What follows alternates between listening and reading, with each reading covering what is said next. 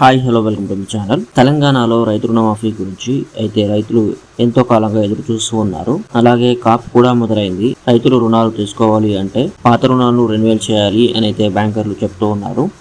Assembly ఎన్నికల సమయంలో కాంగ్రెస్ ప్రభుత్వం ప్రతి రైతుకు 2 లక్షల రుణమాఫీ చేస్తామని అయితే చెప్పింది. దానికి సంబంధించి మార్గదర్శకాలు తయారవుతున్నాయని రైతు రుణమాఫీపై అయితే కీలక అప్డేట్ అయితే చేశారు. దాని గురించి అయితే తెలుసుకుందాం.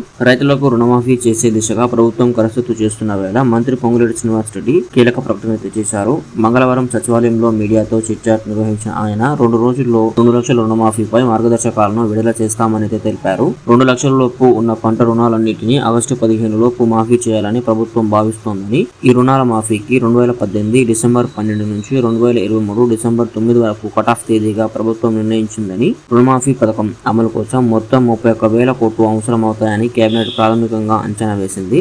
రుణమాఫీకి అవసరమయ్యే నిధుల సమీకరణ ఇప్పటికే మొదలైందని మంత్రి తాజాగా స్పష్టం చేయడం జరిగింది. తాను ఇంతవరకు రైతు బంధు తీసుకోలేదని కూడా వెల్లడించారు. తనకు వచ్చిన చెక్కులు తిరిగి ప్రభుత్వానికి రిటర్న్ చేసినట్లు కూడా తెలిపారు.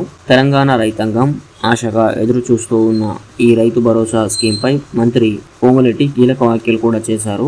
రైతు భరోసాపై రేపు ఖమ్మం నుంచి అభిప్రాయాల సేకరణ ప్రారంభిస్తామని తెలిపారు. రైతులు, ఉద్యోగులు, మేధావులు, రైతు సంఘాల నేతల నుంచి అభిప్రాయాలు స్వీకరిస్తున్నట్లు వెల్లడించారు. కాగా రాష్ట్రంలో రైతు భరోసా విధి విధానాల రూపకల్పన కోసం ప్రభుత్వం ఇటీవలే కేబినెట్ సబ్ కమిటీని ఏర్పాటు చేసిందని డిప్యూటీ సీఎం బట్టి విక్రమార్క అధ్యక్షతన మంత్రులు శ్రీధర్ బాబు, పొంగులేటి శ్రీనివాస్ రెడ్డి, తుమ్మల నాగేశ్వరరావు సభ్యులుగా ఉన్న ఈ కమిటీ రైతు భరోసా విధి విధానాలపై కసరత్తు చేస్తుంది. త్వరలోనే ఈ పథకానికి కూడా సంబంధించి కీలకమైన రిపోర్ట్ ను ప్రభుత్వానికి అందజేయనుంది. సో ఇది ఫ్రెండ్స్, ఈ రోజు వీడియో మీకు నచ్చినట్లయితే లైక్ చేయండి. అలాగే మన ఛానల్ కి సబ్స్క్రైబ్ అవ్వడం మాత్రం మర్చిపోకండి. Thank you friends.